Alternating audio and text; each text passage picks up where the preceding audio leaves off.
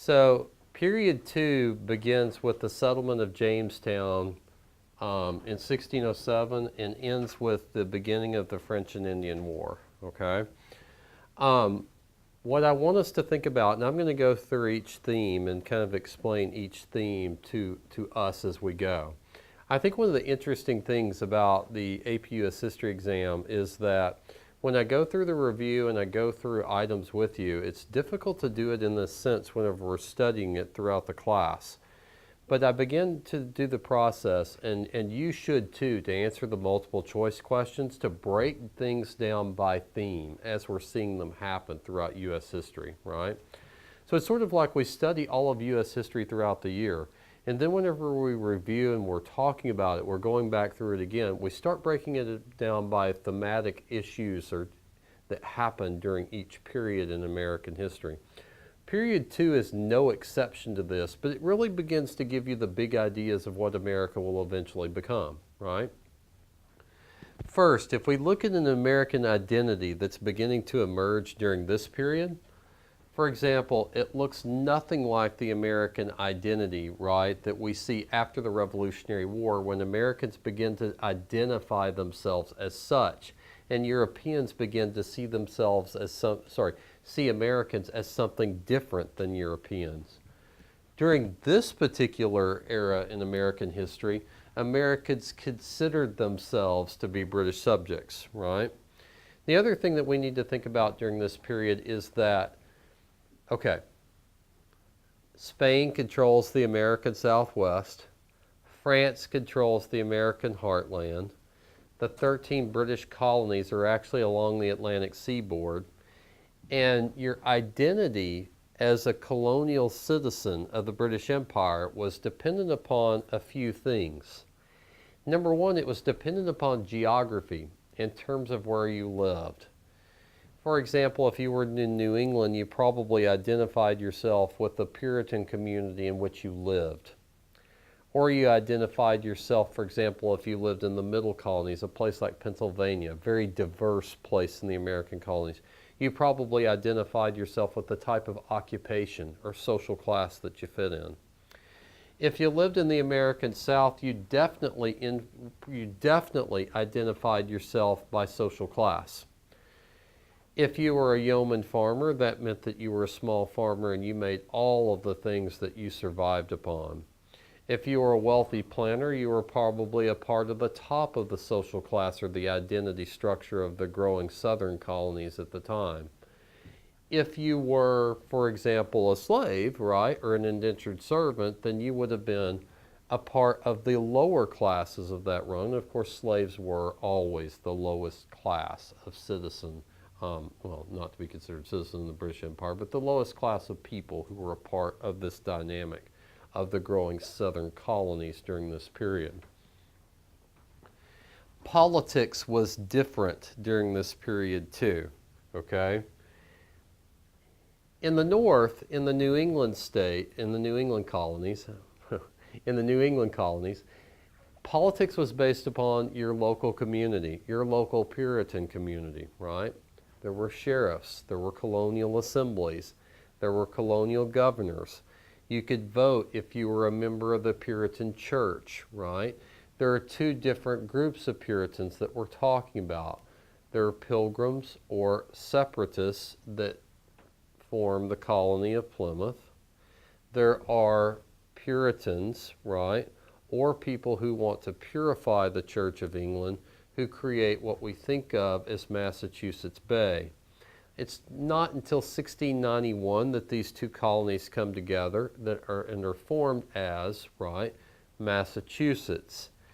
However, remember that, and we're going to talk about dissenters here in just a moment, right? But remember that local governments, colonial governments, grew in New England.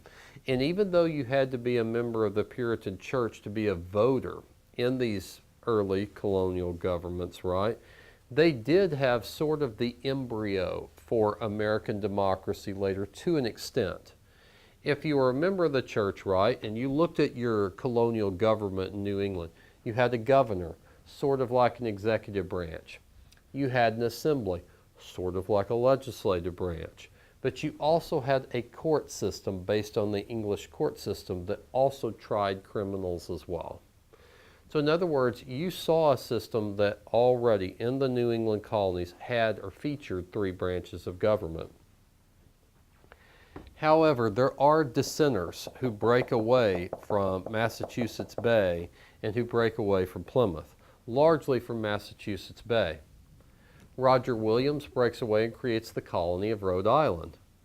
The colony of Rhode Island offered what? Religious tolerance and freedom. This occurs in 1636. Thomas Hooker breaks away from Massachusetts Bay and creates what becomes Connecticut, or Hartford Colony. Eventually we will call it Connecticut, right? In 1637, the Fundamental Orders of Connecticut give you essentially, right, the very first constitutional form of government. Although the Mayflower Compact had done that for the Pilgrims in 1619, we do see a colonial government established by Constitution with Connecticut as early as 1637. New Hampshire grows out of dissidence from the Puritan colony of Massachusetts Bay, but New Hampshire grows out of people who've been followers of Anne Hutchinson. Again, people who leave the Puritan community as dissenters, creating new colonies, though their governments are also based on that, and from which the Puritan communities were in which they left. Those colonies actually grow and thrive in New England, what becomes what we will call New England. In fact, in 1686, the colonies are put together as the Dominion of New England. This was in response to, do you guys want me to write this stuff kind of down off to the side? Or are you getting it to where, you know, you don't have to have me do that? I don't mind doing it. What would you rather me write down events like King Philip's War, for example? Or are y'all writing those down as I'm going over them? We'll write those down as we go. Say it again. We'll write those down as we go. Okay, that's fine. I just wanted to know if I need to put stuff up here or if what you've got's plenty and you're just adding to it, okay? King Philip's War was the greatest conflict of the colonial era. Next to the conflict which ends the colonial era, which is of course the French and Indian War, fought from 1675 to 1678. King Philip's War was so destructive in the New England colonies that it basically destroyed an entire Native American tribe on the one hand, but it killed so many New England inhabitants that in fact the casualty rate was real similar to that of World War I in American history.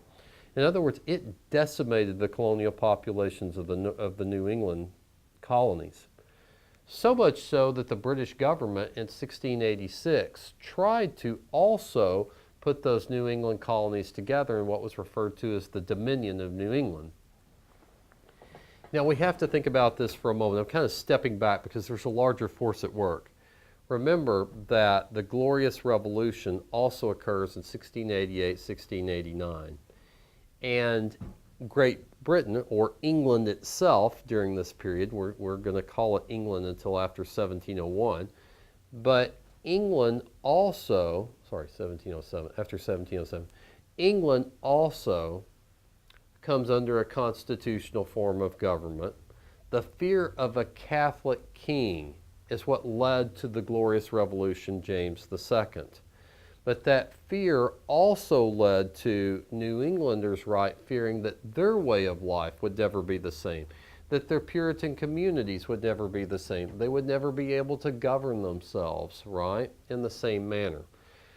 The New England colonies throughout their development from the 1630s to the 1690s always had a fear of Native American attacks on the frontier. But King Philip's War exacerbated those fears to a large extent. Having a governor, Sir Edmund Andros, who was also opposed to your interests as well, led to great angst and fear, anxiety in the New England colonies. By 1691, the two Puritan groups, Plymouth and Massachusetts Bay, two colonies, are put together to form the colony of Massachusetts. Also, religion begins being taken out of the question by 1691. No longer do you have to be a member of the Puritan Church to participate in New England political life. It's probably here where we see the Salem witchcraft trials with so many social and political changes, a major conflict having been fought not quite a generation earlier. It's probably where we see the conditions that lead to the Salem witchcraft trials. Though witchcraft trials were not uncommon in the American colonies, particularly in New England, this is where we see probably the most heinous example of that practice occurring. It's also with the New England colonies throughout the 18th century that we begin to see the development, right, of the Enlightenment in the port cities of those colonies, because we also saw the first universities develop largely around the churches themselves in those colonies. For example, Harvard University in 1636 becomes America's first university. In 1701, Yale University is established in Connecticut. In the 1750s, Princeton University is also established in New Jersey. Now, this is one of the middle colonies, but it's also one of the Ivy League institutions that comes from this era, okay? Now, I want us to think the South grew in a very different way. While the North politically grew with three branches of government, a governor, an assembly, and a court system that was established, and local governments were very important, an aristocracy based on a plantation-based slave economy has a huge impact on the growth of political power in the southern colonies. In other words, the southern colonies, because they become royal colonies after the establishment of Jamestown, and, okay, to step back, Jamestown in 1607 was established by investors through a joint stock company. But because of a lack of success of the colony, in other words, due to its inability to produce agricultural products, to find gold, to find a way to the Orient that the adventurers who came to Jamestown were first expecting, and because of subsequent attacks by the Native American groups living around the colony, in 1624, Jamestown essentially ceases to become such and becomes Virginia. But it also becomes something else. It becomes a royal colony. Most of the colonies in the South are not established by religious dissidents. Virginia, North Carolina, South Carolina, Maryland, established as a haven for Catholics, also eventually becomes a royal colony. Maryland is one of the first places, much like Rhode Island, where we see a doctrine for religious tolerance established in 1644. That was to protect a minority Catholic population from a growing majority Protestant population. Keep in mind, the wars of religion across the continent of Europe throughout the 16th century also spilled over into the ideologies of the colonists who brought them with them in the the first half of the 17th century. So while we saw religious dissidents establishing their own colonies and their own colonial governments in New England, we also saw in the southern colonies royal colonies, which were established by essentially appointed governors, and assemblies also grew, but largely the assemblies were composed of plantation owners in the southern colonies. So while we saw members of the churches becoming the governments of the colonies of New England, we saw mostly the plantation aristocracy that became in charge of the governments of the royal colonies that were developing in the South. In other words, when Virginia establishes its House of Burgesses in 1619, the first colonial assembly, it's mostly made up of wealthy plantation owners and wealthy farmers. Take care, Carolina. Don't forget to study for your EOC for this evening. So in other words, we saw an aristocracy develop in the South that was largely in charge of the colonial governments. Royal governors are appointed by the British Crown. Why? The southern colonies are major money makers for the British government through the tobacco trade in particular, but also through the trade in rice and hemp and indigo and sugar, right? So because of the wealth of the southern colonies, right, at least the wealth of the aristocracy that's there, the British government has a huge investment in being involved in trade coming out of those colonies, and therefore in controlling the royal governments. Because of the growth of a different type of economy in the north, in the New England colonies, the British government is not quite as heavily involved in the affairs of those colonies during the first half of the colonial experience. Now that changes with the Glorious Revolution. That changes with King Philip's War, right? And even in the South, that changes too, right? The Southern economy is also rocked by a major event, and that, of course, will be Bacon's Rebellion of 1676, okay? In the North, the economy grew in New England and in the Middle Colonies quite differently.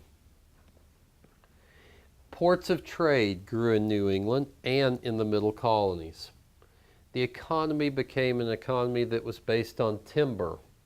It was based on the fur trade. It was based on fishing and small farming, dairy farms, fruit and vegetable farms, wheat and grain crops are grown, cereal grain crops are grown throughout the Middle Colonies and in the New England colonies. In the South, a slave-based economy grew based upon cash crops of tobacco, rice, sugar, and indigo. But this also led to the creation of a racial caste system in the South. Let me explain. In the beginning, right, Jamestown, Virginia, Maryland, eventually the Carolinas after the 1660s, right? The first workers that came to these colonies were actually indentured servants. The wealthier people who came to these colonies, and we're going to get to this here in just a moment, right, were lesser nobles. People who wanted essentially more land that they could not have received by their inheritance in a place like England and England's feudal system. So in other words, the feudal system of England was transplanted in the South, while a system that is in a market-based economy in the making transplants itself in New England. So from the beginning, there's a north-south dynamic that's developing in the American colonies, okay?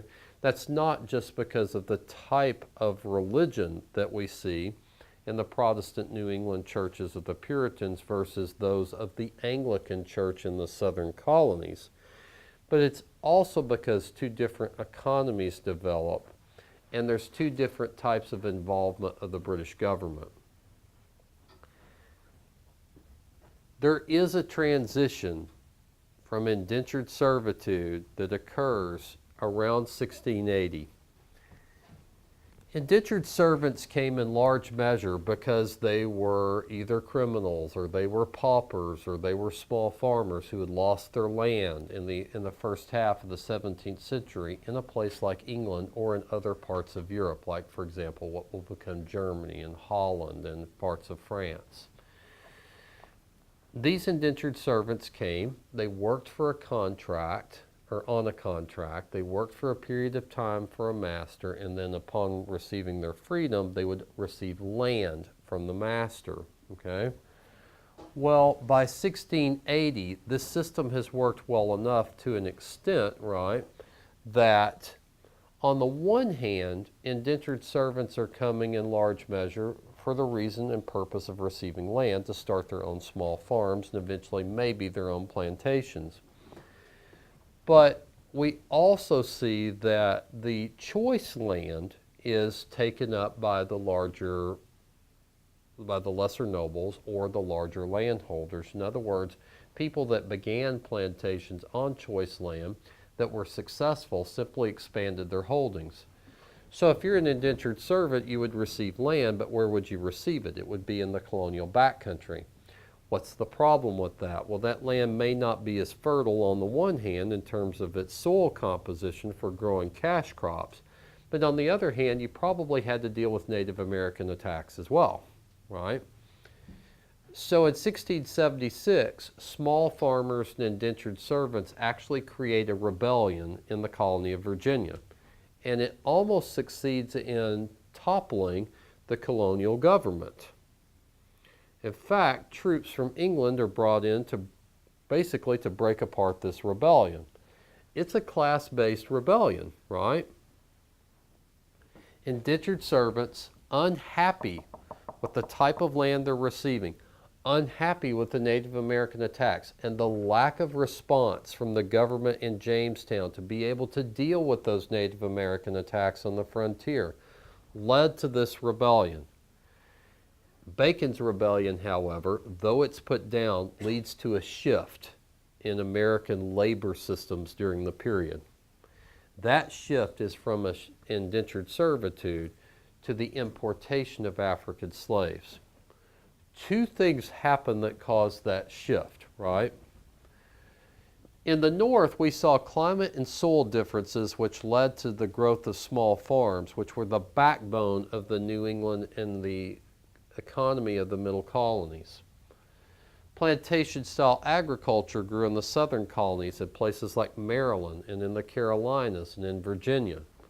However, throughout the first half of the 17th century, illnesses also plagued the indentured servant population. Now with Bacon's rebellion, there's the fear of what? Now I have to give indentured servants land. Now I have to protect this growing population from Native American attacks in the West. So, in the beginning, Native Americans had been a part of the system of slavery. But Native Americans, too, are also susceptible to European epidemic diseases. So therefore, by 1680, we see a major shift. We see the importation of African slaves. African slaves had been imported as early as 1619 into Jamestown. But after 1680, the number of African slaves coming into the Southern American colonies, first from the Caribbean, later from West Africa itself, increases dramatically during this period. In terms of culture, Puritanism defined the culture of New England. Immigration and diversity. Remember, the middle colonies originally had been owned by the Dutch. What becomes Pennsylvania? What becomes Delaware? What becomes New Jersey? What becomes New York? All of those colonies had been owned by the Dutch. Primarily, the Dutch had been interested in the fur trade. But the English supplant the Dutch beginning in 1664. And the colonies that were there, for example, Pennsylvania, offer religious tolerance. They offer diverse economies, mostly based on small farming. Because Holland was so small in the beginning, it imported a very diverse set of immigrants that came into those colonies from the beginning. So the culture of the middle colonies had a sense of diversity. Germans, Swiss, mostly Lutherans, right? Swedes, Scandinavians. Those are the types of people, the Dutch, who move into the middle colonies. As we move north, if we're looking at colonial culture during this period, slavery has less and less of an effect. That's because, again, the climate and soil differences meant that small farming, right, could survive here and be productive. Large-scale plantation-style agriculture could not survive in such an area. So as we move from the south to the north, right, we saw different economies developing, but we also saw different cultures and societies developing in the American colonies too, right? The racial caste system that developed in the South developed largely around the slave codes that began the process of defining what slavery would become in the 1660s in places like Virginia and Maryland. We also have to think the population of indentured servants, and into the mid-18th century, the population of small farmers that also moves into the backcountry of these colonies, came from places that were hostile in some instances to the British themselves. Many of the immigrants that move into the colonial backcountry are from places like Ireland on the map today, or they're from Scotland today, or they're from parts of Germany that move into these areas, right? Yes, they brave the Native American attacks, but they also create communities in the backcountry of their own that they have wish to have some autonomy or independence from the British government.